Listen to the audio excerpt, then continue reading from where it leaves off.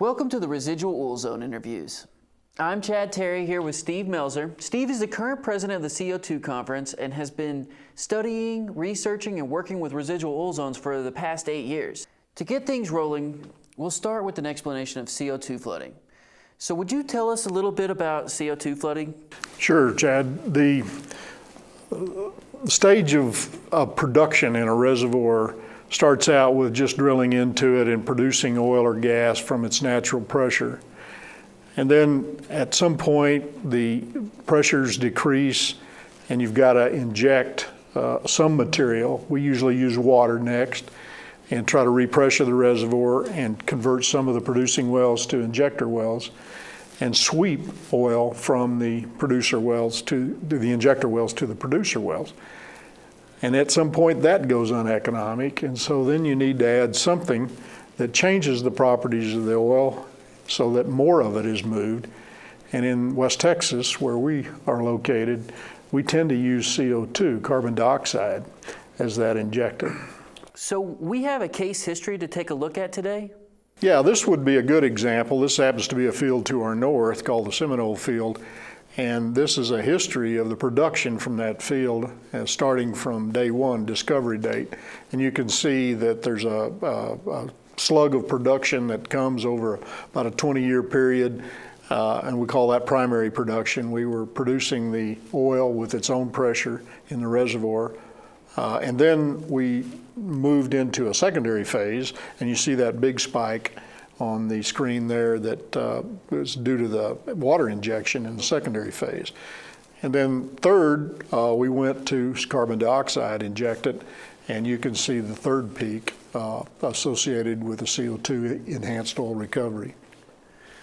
Well, between PTTC, Permian CCS Center, APTA, and Melzer Consulting, there must be a lot of resources that you have concerning CO2 flooding. We do. We have several things that are on our websites. We have the Applied Petroleum Technology Academy website. We have my website, Melzer Consulting website, and then this Permian Basin CCS Center website that you can go to get more resources to learn more about CO2 flooding. Now, CO2 flooding is the method used to collect oil from the residual oil zones, or ROZs. Why is this the preferred method? Yes, we have the CO2 flooding occurs kind of third stage after our water floods. Well, it turns out that Mother Nature has water flooded reservoirs too. And we like to call these residual oil zones because she was just about as inefficient as we were in getting all the oil out, so she left behind a lot of oil. And so we can CO2 flood those zones. Now, those zones won't produce oil in primary or secondary because all the mobile phase in the reservoir is water. So we go to CO2 to liberate that oil. And we're doing that in the Permian Basin today. Is the Permian Basin a unique geology with its residual oil zone, or are there several ways an ROZ can be created? Well, we've identified three, and Mother Nature can make an ROZ in three different ways that we've recognized.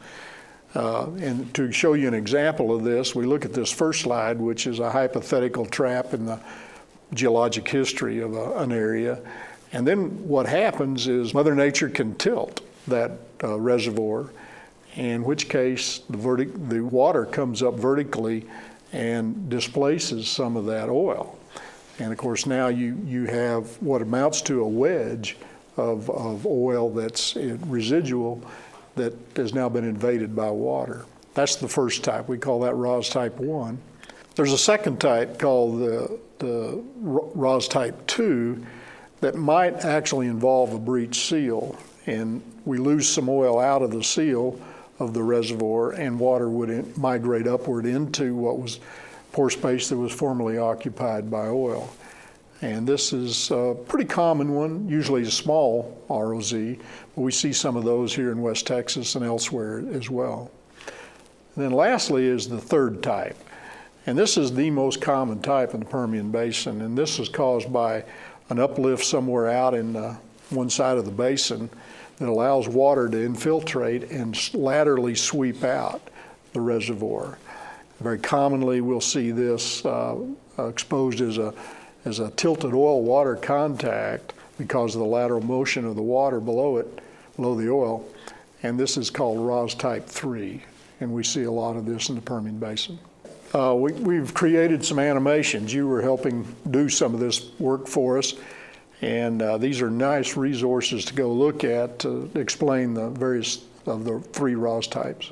There are quite a few different ways to find those videos. Do you have a recommended method for finding them? Probably the fastest way to get there is through the APTA or Melzer Consulting websites, but the Permian Basin CCS Center site has them as well.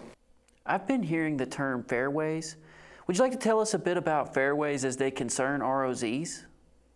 Yeah, in the ROS Type 3, these laterally swept reservoirs, you can imagine that sweep has a pathway in the subsurface.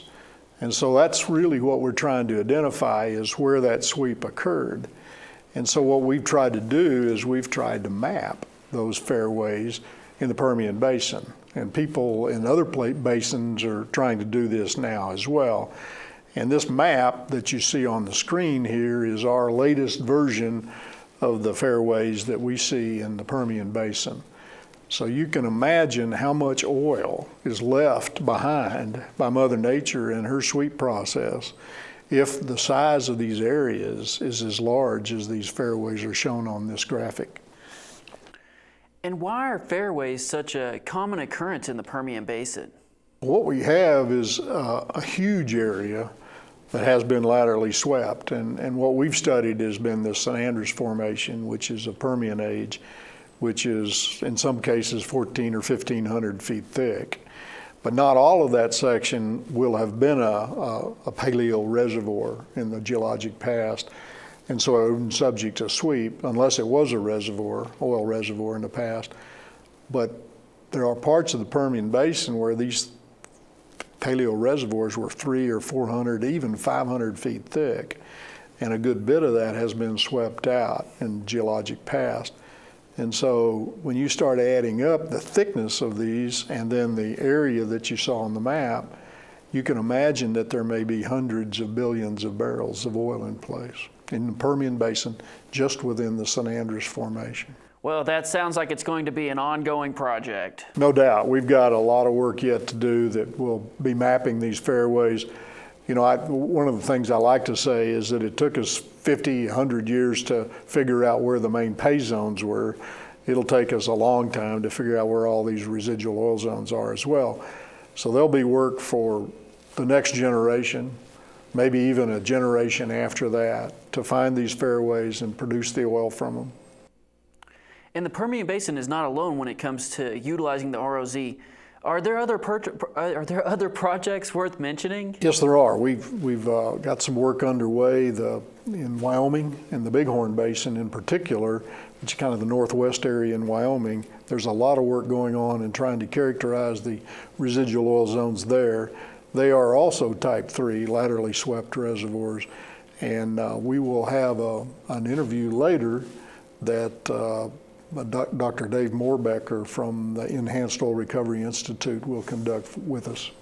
Dr. Dave Moorbecker will be our next interviewee, and then you'll be back. What's the subject of your next interview? What we plan to do with the next interview that I'll be back is to talk about a specific project at the Seminole Field, which is underway, has been underway since 1997 in some phase, and where they're actually producing oil economically from these zones.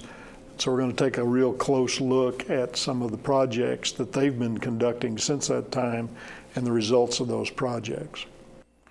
Well, I know there's quite a few people looking forward to that. Then our fourth interview will be with Velo Kuskra about residual oil zones on a national level. Right. He will talk about the size of the resource as they currently know it, and the aggregation of those resources through those basins I've mentioned. So we'll have an interview with him to go over those results. Well, thank you, Steve, for taking time to tell us what we can expect from all these residual oil zone interviews. We look forward to hearing more from you in the next interview. Well, thank you.